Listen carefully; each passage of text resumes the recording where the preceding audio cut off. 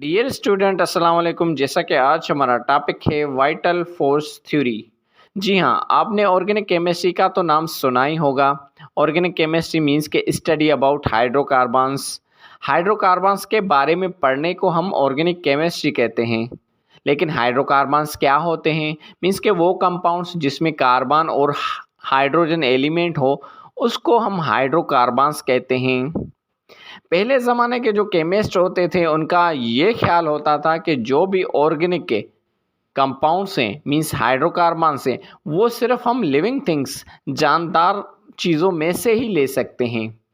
Non living things या inorganic substance में से हम ऑर्गेनिक कंपाउंड्स नहीं ले सकते और ना ही हम लेबॉरेटरी में प्रिपेयर कर सकते हैं। ये इम्पॉसिबल है। ये ख्याल था पहले ज़माने वाले केमिस्ट का।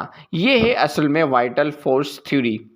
लेकिन 1828 में एक यंग केमिस्ट था जिसका नाम था वोलर। उसने inorganic substance, inorganic compound ammonium cyanate को लेबॉरेटरी में पानी में बॉयल करके ऑर्गेनिक कंपाउंड में कन्वर्ट कर दिया। कौन सा ऑर्गेनिक कंपाउंड? यूरिया में कन्वर्ट करके साबित कर दिया कि ना सिर्फ हम ऑर्गेनिक कंपाउंड्स लिविंग थिंग्स में से, बल्कि हम इनऑर्गेनिक कंपाउंड्स में से भी ऑर्गेनिक कंपाउंड्स हासिल कर सकते हैं और लेबॉरेटरी में प्रिपेयर भी कर सकते हैं।